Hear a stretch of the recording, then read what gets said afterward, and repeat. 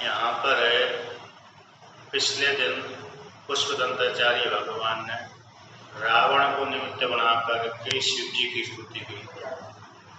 अब पुष्पदंताचार्य भगवान आगे बाणासुर को निमित्त बना करके शिव जी की स्तुति करते हैं।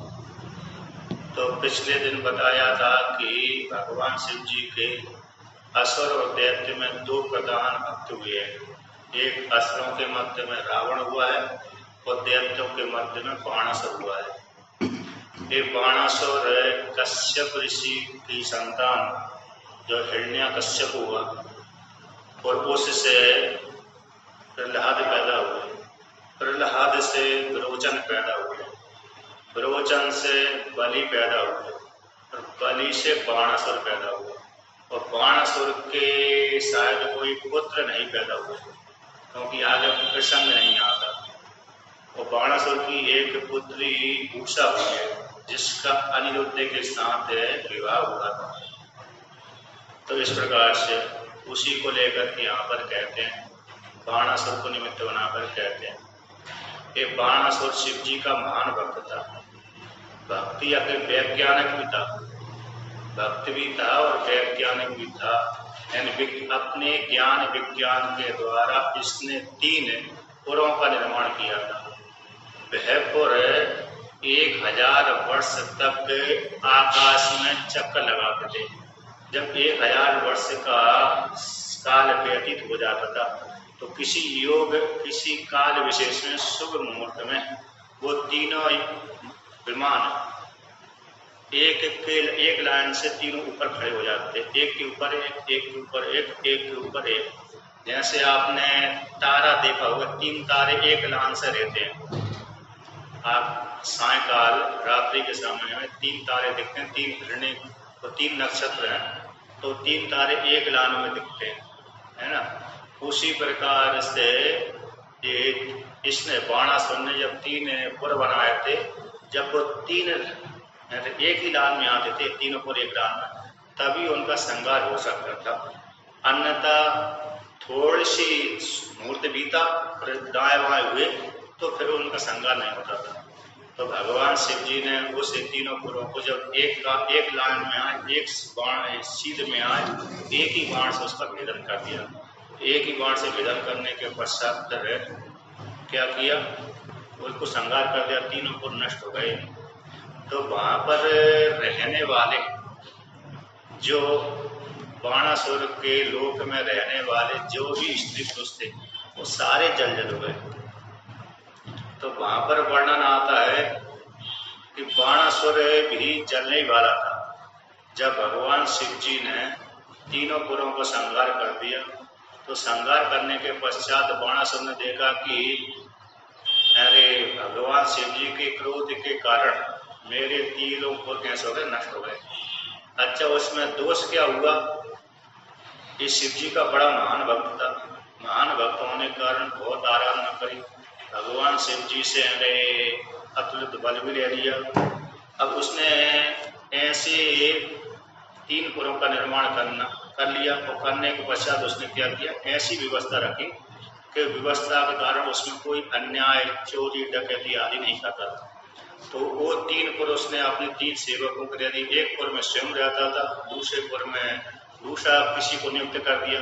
जैसे एक राजा तो एक देश में रहेगा किंतु उसके मंत्री है उस देश को संभालेंगे, दूसरा मंत्री उस देश को संभालेगा। उसी प्रकार से बाणासुर ने जब 3 पुरों का निर्माण किया तो एक पुर में वो स्वयं रहता था, दूसरे पुर में अपने मंत्री को नियुक्त कर दिया, तीसरे पुर में उसने दूसरे मंत्री को नियुक्त कर दिया। तो वो क्या होता था, अब ये जो उसमें रहते थे राज करते थे, भोग भोगते थे, किंतु उनमें गलती खराब कर्म क्या था कि वहां पर रहने वाले जो स्त्री पुरुष थे वो तो अच्छा सत्कार्य करते थे, किंतु पृथ्वी लोक में आकर के जिस किसी राजा के राज में उतरते थे उस राजा के राज को चौपट कर देते थे।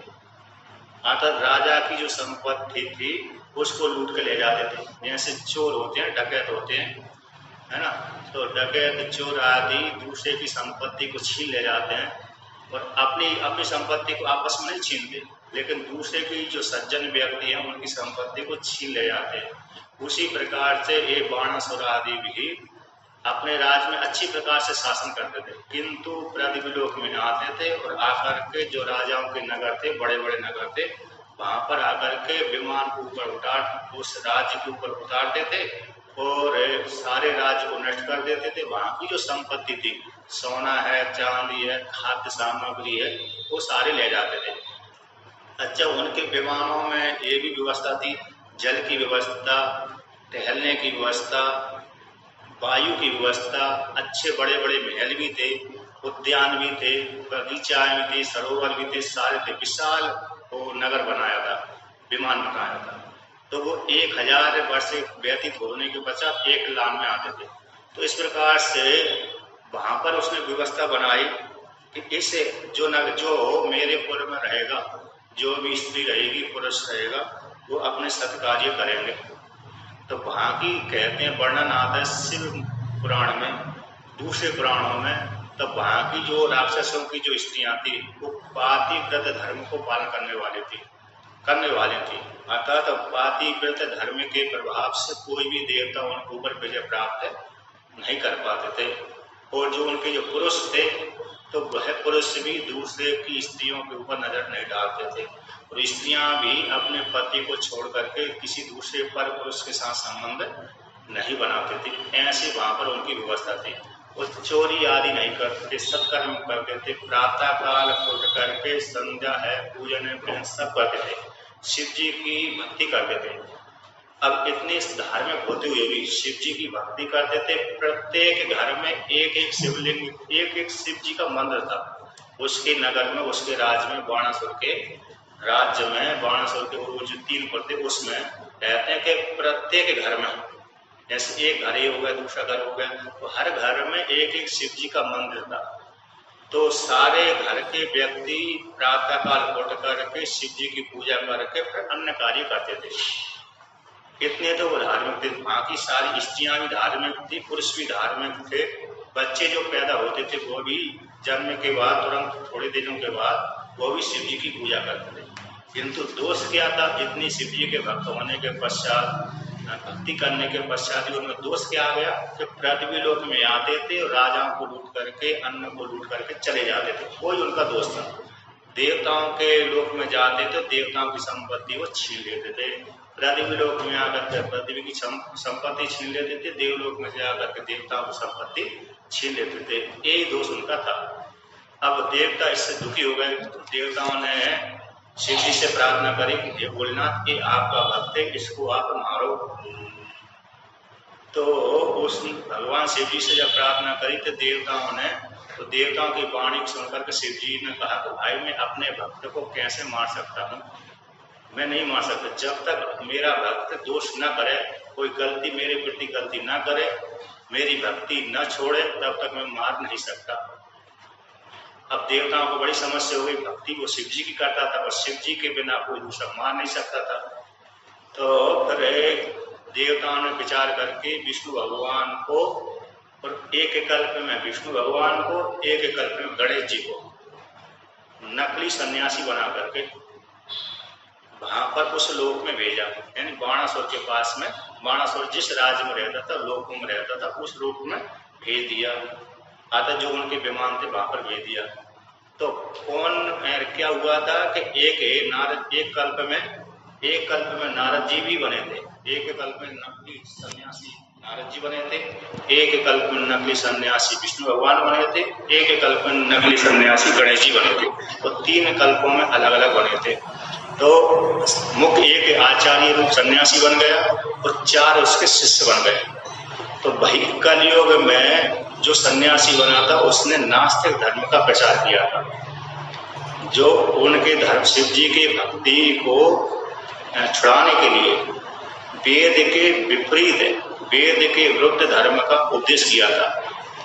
एक कल्प में विष्णु भगवान ने दंडी सन्यासी बन करके, एक कल्प में नारद जी दंडी सन्यासी बन करके, एक कल्प में गणेश जी ने दंडी सन्यासी, नकली सन्यासी बन करके, दंडी बन करके वहां के स्त्री पुरुषों को विपरीत उपदेश कर दिया। अब है जब विपरीत उपदेश कर दिया तो उन्होंने शिव जी की पूजा करना बंद कर दिया और स्त्रियों ने भी पातिव्रत धर्म को त्याग दिया।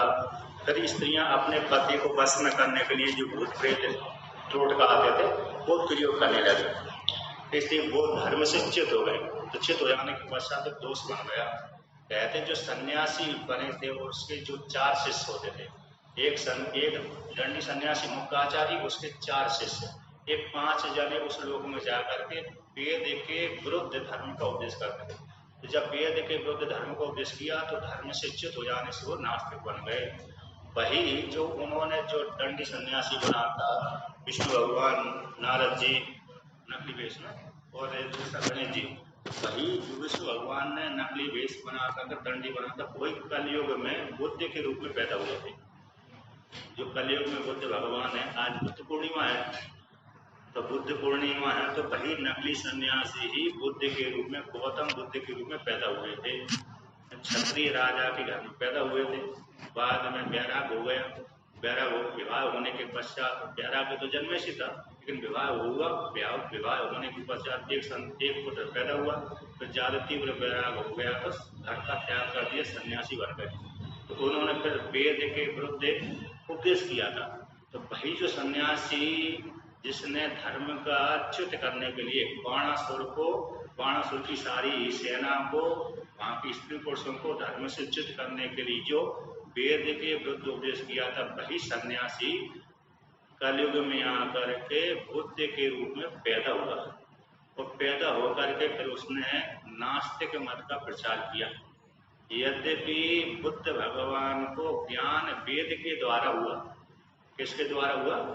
वेद के द्वारा हुआ, क्योंकि उन्होंने उपासना करी, धार्मिक राजा के घर में पैदा हुए थे, तो जन्मजात उन्होंने संस्कृत पढ़ी, सारी विद्या पढ़ी, विद्या पढ़ने के पश्चात उपासना करी, उपासना के द्वारा अंतःकरण शुद्ध हुआ, अंतःकरण शुद्ध होने के पश्चात और साधना करी, फिर ज्ञान की प्राप्ति हो गई।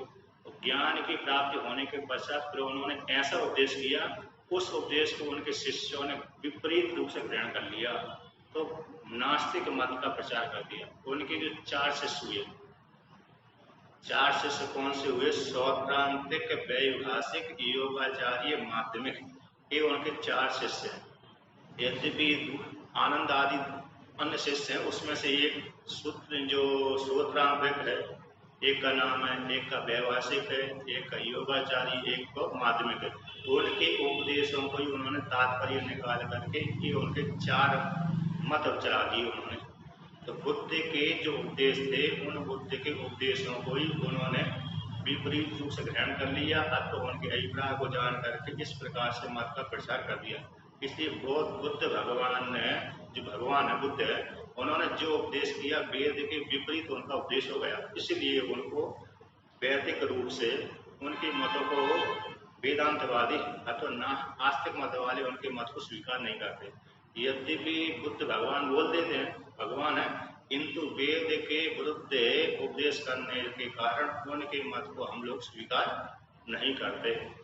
हम भगवान के रूप में तो उनको पूजते हैं, किंतु उनके मत को हम स्वीकार नहीं करते।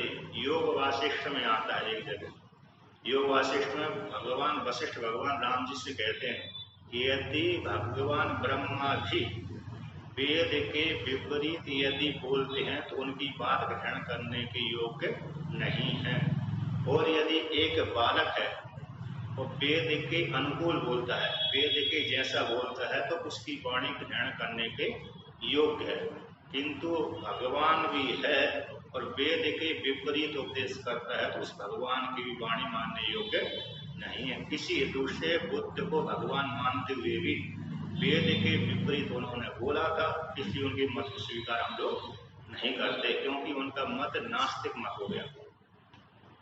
आत्मा को नष्ट कर देते हैं, सर्वम शून्यम बोल देते हैं। तो कहते हैं जो बाणासुर है, जिस सन्यासी ने उनको वेद के विपरीत उपदेश कर दिया, तो वहां की स्त्रियां हैं, वहां के पुरुष हैं, वहां की सारी सेना कैसे हो गई? नास्तिक हो गई। अब नास्तिक होते होते संध्या बंदन करना बंद कर दिया, शिव जी की भक्ति करना बंद कर दिया, स्त्रियां पाचार हो गई, उन्होंने पति को वश में करने के लिए तांत्रिक प्रयोग करने लगी, और पुरुष आदि भी धार्मिक आचरण करना बंद कर दिया, तो उनमें पाप की मात्रा अधिक बढ़ गई। जब पाप की मात्रा अधिक बढ़ गई तो भगवान शिव जी ने फिर अपने एक रथ बना करके उनको एक बाण के द्वारा नष्ट किया। तो नष्ट किया तो एक बाण से तीनों पुर नष्ट हो गए। जब पुर नष्ट हो गए तो कहते हैं पहला पुर में आग लग गई तो उसकी सारी स्त्री पुरुष चल करके, बच्चे है, स्त्री है, पुरुष है, जो भी है सारे मर गए। और दूसरे पुर में आग लगी तो वहां के स्त्री पुरुष मर गए। तीसरे पुर में, जिस पुर में बाणासुर रहता था, उस पुर में भी आग लगती तो बाणासुर देख रहा था ये शिव जी ने मेरे ऊपर क्रोधित होकर के मेरे को दंड दिया, जो कि मैंने भक्ति करना बंद कर दिया था। तो वो बाणासुर अपनी पत्नी मर रही थी, उसकी पुत्र मर रहे थे, जो भी वहां को उसके कुछ कालम पुत्र होंगे वो जल होकर मर गए, और पत्नी आदि वो भी मर गए, जो भी आदि उसकी होंगी स्त्री आदि मर गए। तो उसने देखा कि मैं किसको बचाने के लिए जाऊं, तो किसी को बचाने के लिए नहीं गया बाणासुर। उसने क्या किया, जिस शिवलिंग की वह पूजा कर रखा था, तो उसने अपनी भक्ति से भावित होकर तो उसने कहा कि मैंने जब से होश संभाला, जब से पूजा आरंभ किया, तब से मैंने इसी शिवलिंग की पूजा की है, ये शिवलिंग मेरी इस अग्नि के द्वारा नष्ट ना हो। तो उसने क्या किया, उस शिवलिंग को उठाया, उखाड़ा पृथ्वी से, जहाँ से उठा करके अपने सर पर रखा, और रख करके जिस जो लोक विशेष था अर्थात विमान विशेष था, उससे वहां से कूद गया, छलांग लगा दी, तो उससे बाहर पृथ्वी के ऊपर कूद गया, जिसमें आग लगी थी। जैसे रथ था, विमान था, लोग विशेष बोलते हैं, ऐसे विमान संज्ञा उसकी है। तो उस विमान से जब कूद गया तो फिर भगवान शिव जी ने देखा कि इसने अपनी पत्नी को नहीं बचाया, अपने पुत्र को नहीं बचाया, अपनी पुत्री को नहीं बचाया, बल्कि इसने शिवलिंग की रक्षा करी, अपनी जान की भी रक्षा नहीं करी बल्कि शिवलिंग की रक्षा करी। इसलिए शिव जी उसकी भक्ति को देख करके प्रसन्न हो गए, और प्रसन्न हो गए तो उसके सामने प्रकट हो गए। प्रकट होने के पश्चात कहने लगे, अब तुम गलत कार्य करना बंद करो, मैं तुम्हारी भक्ति से प्रसन्न हो गया हूँ, तुम्हारे परिवार को ये अग्नि, मेरे द्वारा क्रोधित जो अग्नि है वो नहीं जलाएगी। मैं तुमको एक राज्य देता हूँ, उस राज्य में रह कर रहो, धर्म का पालन करो, मैं उस राज्य की रक्षा करता रहूंगा, उस राज्य में निवास करूंगा। तो शिव जी ने कहा कि सोनितपुर नाम की नगरी बसाओ, तो सोनितपुर की नगरी में मैं रहूंगा और तुम राज्य करते रहो, तुम्हारे राज्य में मैं रहूंगा। तो भगवान शिव जी ने जब ऐसा वरदान दे दिया तो भाई बाणासुर सोनितपुर में, और सोनितपुर कहाँ पर है, जो मेरे कैलाश मानसरोवर है उसकी तलहटी में है। चीन की बॉर्डर से भारत की सीमा तिब्बत लद्दाख आदि के क्षेत्र में वो सोनितपुर आता है। तो वहाँ पर शिव जी के कैलाश पर्वत के नजदीक से वो सटा हुआ है। तो कैलाश पर्वत से जो आसपास के क्षेत्र में सोनितपुर नाम का राज्य रहा था, तो वहाँ पर एक बाणासुर राज्य करता था। उस राज्य की भगवान शिव जी रक्षा करते थे अपने परिवार के सहित। तो कहते हैं किसी काल विशेष में बाणासुर की पुत्री जो उषा थी, उसने भगवान किसी स्वप्न में एक पुरुष को भोग करते हुए देख लिया, मतलब पुरुष के साथ संबंध बना ली स्वप्न अवस्था। भगवान शिव जी माता पार्वती के साथ विहार कर रहे थे उसी सोनितपुर नगरी में, राज में, पर्वत आदि के ऊपर। तो उसने उषा नाम की जो बाणासुर की पुत्री उषा थी, उसने शिव जी और पार्वती को देख लिया विहार करती, तो उसकी भी इच्छा हो गई कि मेरा भी कोई पति होता। जब उसको ऐसे मन में विकार उत्पन्न हुआ, पति की इच्छा उसको हुई, तो वह उषा शिव जी को ही पति रूप से वर्ण करने की इच्छा करने लगी। तो जब शिव जी को ही पति रूप से वर्ण करने की इच्छा करी तो माता पार्वती ने उसके भाग्य को जान लिया। तो जानने के पश्चात माता पार्वती उस पुत्री के पास में आई, उषा के पास में आई कि तुम्हारे मन में जो विकार उत्पन्न हुआ शिव जी के प्रति उसको छोड़ दो, तुम्हारे स्वप्न में एक पुरुष आएगा, मेरी कृपा से उसी पुरुष के साथ ही तुम्हारा विवाह होगा। तो जब माता पार्वती ने ऐसे उसको वरदान दे दिया तो कुछ काल के बाद, एक दो दिन के बाद उसको स्वप्न में आया, और स्वप्न में उस पुरुष ने उसके साथ विहार किया, भोग आदि किया। जब स्वप्न में विहार आदि करता रहा, फिर निद्रा टूट गई उसकी, तो देखा कि जिस पुरुष को मैं स्वप्न में विहार कर रही थी वो तो सामने है ही नहीं है। तो उस पुरुष को प्राप्त करने की इच्छा से बेचैन होने लगी। उसकी एक सखी थी चित्रलेखा। वो चित्र बनाने में बड़ी कुशल थी।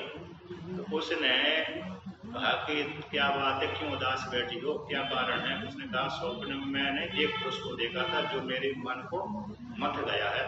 उस पुरुष को मैं ढूंढ रही हूँ, दिख ही नहीं रहा, उसके कारण ही मैं दुखी हो रही हूँ। तो उसने चित्रलेखा ने पहले सबसे पहले देवताओं के चित्र बनाए।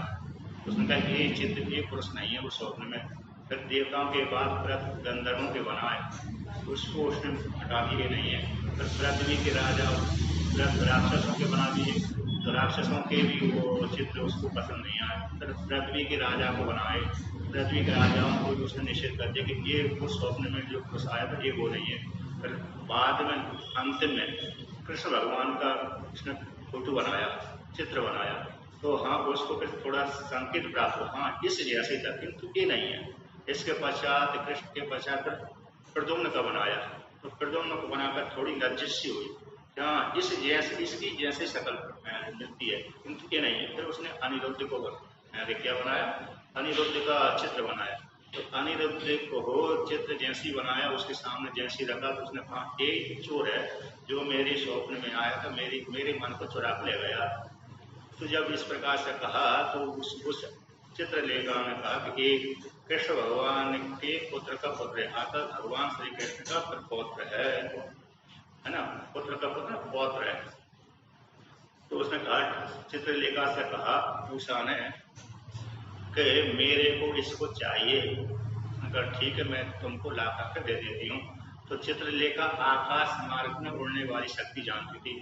तो भगवान श्री यद्यपि भगवान श्री कृष्ण ने अपनी द्वारका नगरी के ऊपर सुदर्शन चक्र छोड़ा था, उसमें कोई राक्षस आदि प्रवेश नहीं कर सकता था, किंतु भगवान की इच्छा से चित्रलेखा उस द्वारका नगरी में प्रवेश कर गई। और प्रवेश करके जहाँ पर अनिरुद्ध सो रहा था, सोते समय उसके पलंग के से उठा ले गई आकाश मार्ग से। और ये तो वो जो सुदर्शन चक्र था उसने भी जाने दिया, भगवान की इच्छा ऐसी थी। इसलिए शिव जी की कृपा थी और भगवान विष्णु भगवान है कृष्ण भगवान की इच्छा थी, क्योंकि सुदर्शन चक्र ने उसको हानि नहीं पहुंचाई। नहीं तो कोई भी व्यक्ति जब तक कृष्ण भगवान द्वारका में रहे तब तक कृष्ण भगवान की अनुमति के बिना उस द्वारका नगरी में कोई भी राजा, शत्रु, राक्षस आदि प्रवेश नहीं कर पाए। किंतु चित्रलेखा राक्षसी होते हुए भी अरे भक्ति के कारण शिव जी की भक्ति थी, विष्णु भगवान के प्रति भक्ति रखती थी, और राक्षस वाला उसका स्वभाव नहीं था। तो भविष्य में उषा और अनिरुद्ध का विवाह होना था, इसलिए भगवान श्री कृष्ण के सुदर्शन चक्र ने उसको जाने दिया और कृष्ण अनिरुद्ध को चोरी करके ले जाने दिया। अब इसके पश्चात वहां पर उषा के पास में अनिरुद्ध को छोड़ दिया, विहार करने लगे। कुछ काल के बाद व्यतीत हुआ तो यहाँ पर नारद जी, यहाँ पर अनिरुद्ध रे हो गया, कहाँ गया मालूम नहीं पड़ा, क्योंकि कृष्ण भगवान के 16,108 रानियों के हर रानी के 10 पुत्र थे। अब 10 के फिर कितने पुत्र हुए होंगे, तो करोड़ों की संख्या में उनके पुत्र पैदा हुए थे। मालूम नहीं किसका कौन सा पुत्र कहाँ गया, कौन सा पुत्र कहाँ नहीं, मालूम ही नहीं था। किंतु बहुत दिनों के बाद जब अनिरुद्ध का पता नहीं लगा तो देखा अनिरुद्ध की खोज करने लगे। तो बाद में नारद जी आए, नारद जी ने बताया कि तुम्हारा पुत्र का पुत्र प्रपौत्र बाणासुर की कैद में रखा है, बाणासुर की कैद में। जब इस प्रकार से बोला तो भगवान श्री कृष्ण ने अपनी सेना सजाई और बलराम जी के सहित, सात्यकी के सहित बाणासुर की जो नगरी सोनितपुर थी उसके ऊपर आक्रमण कर दिया। अब यहाँ पर कैसा हुआ कि बाणासुर की पुत्री जब अनिरुद्ध के साथ विहार करती थी, अंतःपुर में रहती थी। अंतःपुर का अर्थ होता है कि उस बालिकाएं वहां पर रह सकती है, पुरुष का प्रवेश वर्जित होता है। किंतु संयोगवश ऐसी चोरी से ऐसा क्षेत्र था तो वहां पर कोई पुरुष जा ही नहीं सकता था। किंतु ये उस पुरुष को इस प्रकार से रखती थी अनिरुद्ध को कि बाहर का व्यक्ति कोई भी ना देख सके। संयोगवश उस अनिरुद्ध को किसी ने देख लिया और बाणासुर से बोल दिया कि तुम्हारी पुत्री के साथ पास में तो कोई पुरुष रहता है और चौपर आदि खेलता है, तो तुम्हारी पुत्री के लक्षण ठीक नहीं है। बाणासुर ने देखा कि ये तो, बाणासुर भी उसके पास में आया, अपनी पुत्री के पास देखा कि अनिरुद्ध बैठा हुआ है। तो बाणासुर के साथ अनिरुद्ध का युद्ध हुआ।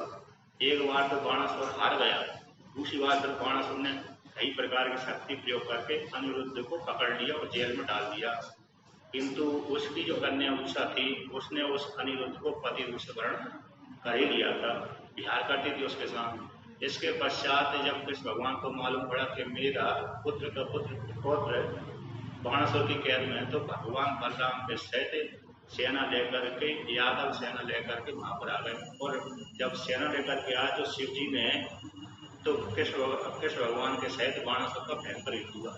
जब भगवान शिव जी को मालूम पड़ा कि भगवान श्री कृष्ण लड़ने के लिए आए, तो भगवान शिव जी ने भी बाणासुर को वरदान दिया था कि मैं तुम्हारे राज्य की रक्षा करता रहूंगा।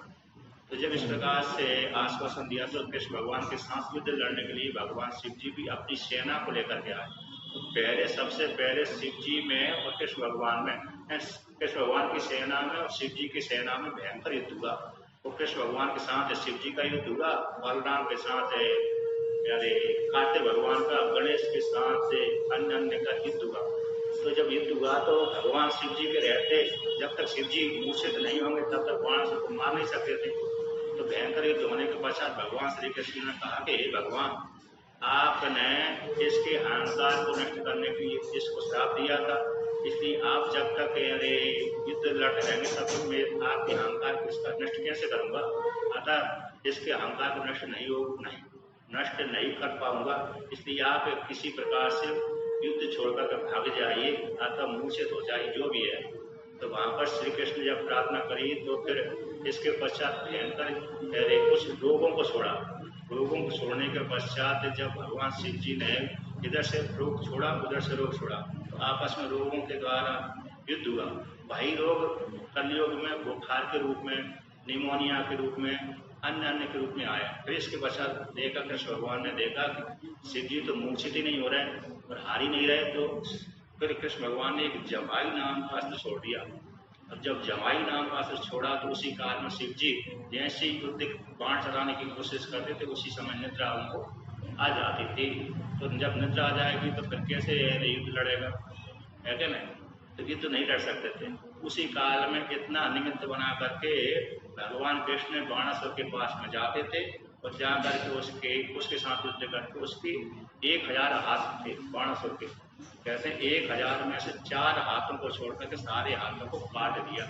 तो भगवान शिव जी वहीं युद्ध में ही सो गए, क्योंकि जमाई जब निद्रा आ गई, निद्रा वाला बाण को लगा छोड़ दिया, तो भगवान निद्रा में चले जाने के कारण बाणासुर के सारे हाथों को काट दिया, 4 हाथों को छोड़ा। और जैसे 4 हाथ बचे उसी समय भगवान शिव जी ने कृष्ण भगवान से कहा अब इसको छोड़ दीजिए, ये मेरा भक्त है, मैंने इसको अभय प्रदान किया है। और भगवान कृष्ण ने भी कहा कि ठीक है, आपकी इच्छा के अनुसार मैं इसको छोड़ देता हूँ। और मैंने भी इसको वरदान दिया था, इसके वंश को वरदान दिया था, इसको प्रहलाद को, कि मैं तुम्हारे वंश के किसी व्यक्ति को नहीं मारूंगा, इसलिए मेरी भी इच्छा नहीं है इसको मारने की। जब इस प्रकार से आश्वासन दे दिया, बाणासुर के 4 हाथ को छोड़ दिया। इसके पश्चात दूसरा अनिरुद्ध का विवाह हुआ। विवाह होने के पश्चात बाणासुर शिव जी का मानस पुत्र कहलाया। तो उसने अपनी राक्षस पद को त्याग करके शिव जी ने उसको एक गण के रूप में स्वीकार कर लिया। ये शरीर तो छूट गया था उसका बाणासुर का, लेकिन दूसरे रूप में परिणत हो गया उसको। तो वो कथा को लेकर के यहाँ पर कहते हैं उसी को आगे कहते हैं इसको,